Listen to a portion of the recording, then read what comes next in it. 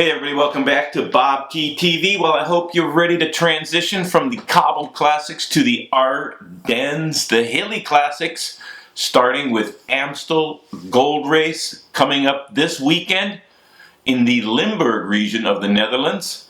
Rather hilly, not mountainous by any stretch of the imagination, but the windswept flatlands of the Netherlands is not the only feature in the country. There's a great bike race there called Amstel Gold Race, and they found the only hilly region of the Netherlands, but they have found every single climb in those hills. 33 punchy climbs before the finishing climb of the Kouberg, and a great one-day race it is. The most frequent winner in past years, Jan Ross of the Netherlands, Mr. Gold Ross, as they called him, 5-time winner. Philippe Gilbert, he's on the BMC squad. He'll be one of the pre-race favorites. He's won it 3 times. The field's going to include a number of former winners. How about this roster of riders? Damiano Cunego, he's on the Vini Fantini team. Enrico Gasparotto will be representing Wanty, Roman Kreuziger, Philippe Gilbert, of course, David Rebellin, CCC Polstat, and Frank Schleck from the Trek Segafredo squad. So a lot of former winners. Some of the pre-race favorites, you got to include Michael Kwiatkowski from the Sky squad, last year's winner. He won that race in the Rainbow Stripes as current world champion last year.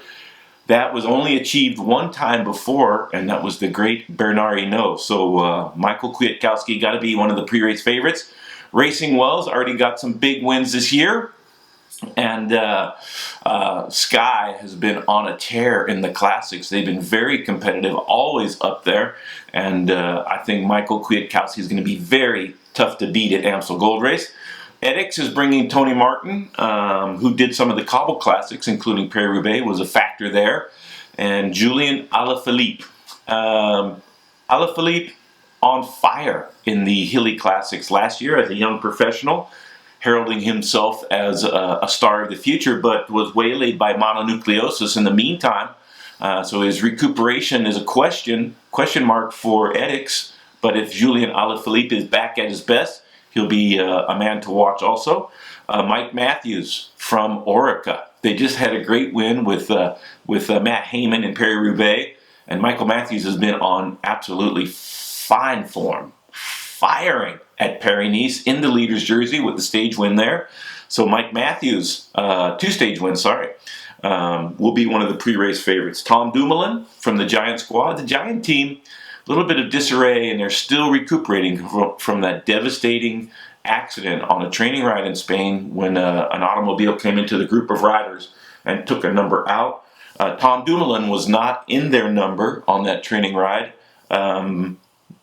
but he's having a decent season. He hasn't started to reach his best form yet, but we'll see if Tom Dumoulin can do something in his home race of the Netherlands, the Dutchman in the Amstel Gold Race. Tony Gallopin from Lada Sudal should be a factor. Rui Costa, former world champion on Lamprey. Can't forget Rui. Good course for Rui Costa. Punchy climb to the finish after lots of climbing out on the race course. And of course, Philippe Gilbert, 3 times winner, won back in 2014. Had a very strange incident that I reported on previously in my Musette Musings. Take a gander at that if you're curious. Run-in with an automobile. Those details are still trickling out. We'll follow up on that. But Amstel, it's a great race. The Dutch fans, some of the most passionate in the world, they line the course. The race course twists and turns. Lots of parked cars, lots of road furniture that the peloton has to negotiate. So it makes for a very dangerous race, but that's no surprise. All of them are dangerous. In my career, probably had the best chance to win a big race in the Amstel Gold Race. I always felt pretty solid there. I believe it was 88. I made the winning breakaway of 4. And for some reason, I thought I was Eddie Merckx, so I attacked every single climb the whole way. The 3 others, they were Jos Lammertink and Jelle Nedam, who went on to win, and Patrick Onyx, and they were really strong cyclists. So they chased me all over the Limburg Hills for many, many hours. And up until the second to last climb, I was solid. And then over the top, I was still in good shape of the second to last climb, but I fell apart. I hit the wall. I bonked so hard. I got the hunger knock so bad I could barely pedal, and went from being in the first group to being in one of the last groups out on the race course. But absolutely shattered the field chasing me, and Jelle Adam stayed away to the finish line for I think his only win in the Amstel Gold Race. So I always felt good in that race, and I'm going to have a blast following it this weekend. Tune in if you feel like having some great racing come to you.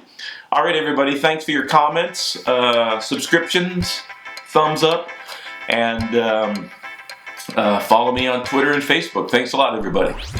And Viviani taken out from behind by a TV motorbike that was unable to slow down, plowed into Viviani, smashed him into the fence. Viviani out of Paris-Roubaix, and